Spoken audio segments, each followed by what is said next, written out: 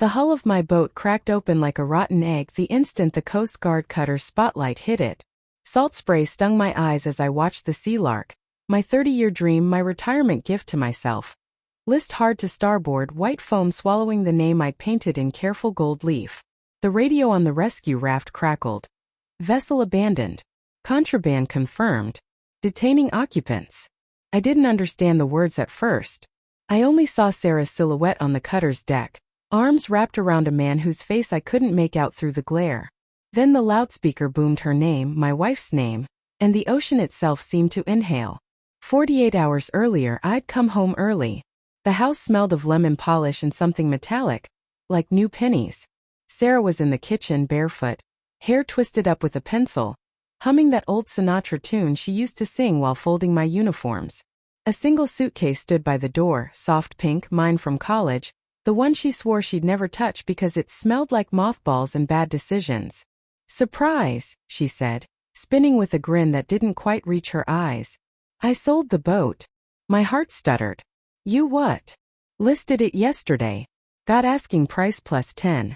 Cash. She waved a thick envelope like a winning lottery ticket. We're going to the spa in Sedona. 5 days. Just us. You've earned it, Jack. I stared at the envelope. The paper was crisp, edges sharp enough to cut. The Sea Lark was my retirement. We talked about sailing to Baja. You said. I know what I said. Her voice softened, almost tender. But you've been talking about aching knees and blood pressure meds. The ocean's not kind to old men. She stepped closer, fingertips brushing the stubble on my jaw. Let me take care of you for once. I wanted to argue. The boat wasn't just fiberglass and teak. It was the promise I'd made to myself the day I left the Navy.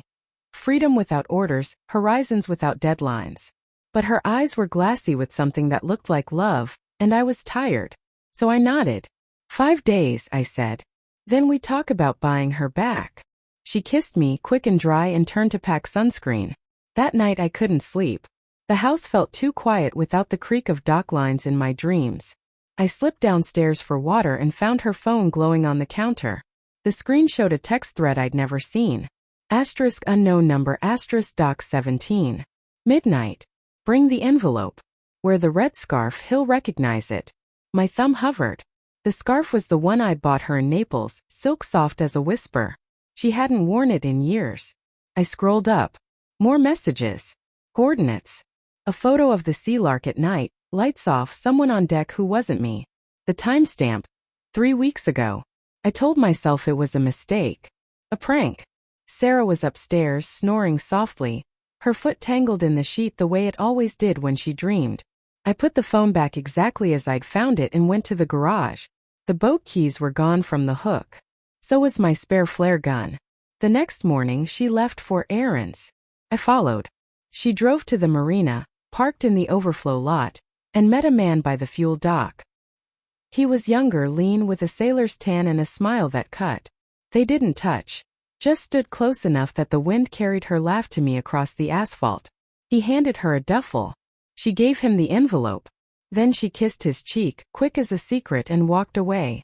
I waited until she was gone, then approached him. That's my boat, I said. He looked me over like I was driftwood. Was, he corrected. Title's clean. Cash sale. He tapped the duffel. She said you were done with it.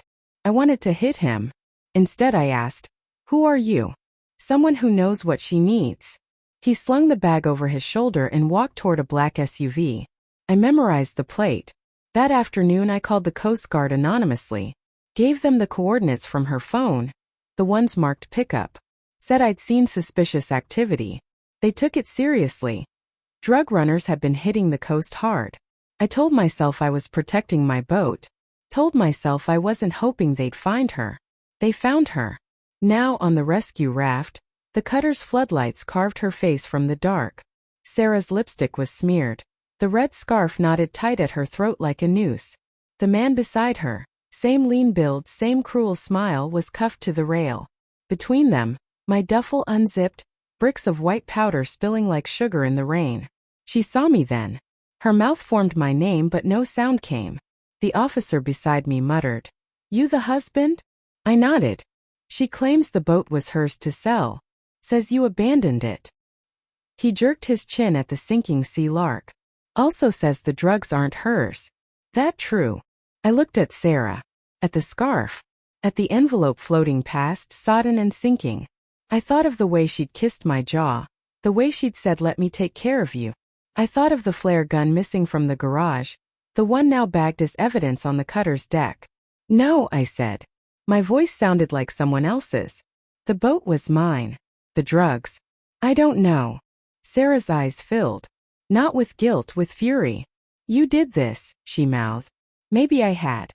Maybe reporting the coordinates was my own betrayal. A flare shot into the dark to see what burned.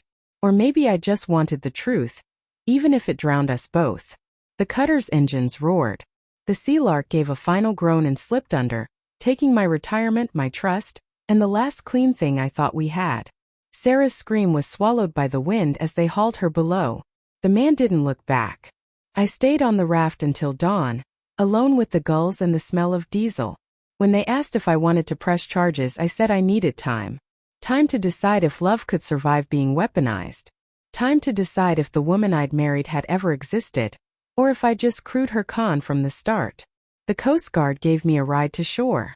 As we docked, I saw the pink suitcase bobbing in the wake, empty zipper flapping like a mouth that had nothing left to say.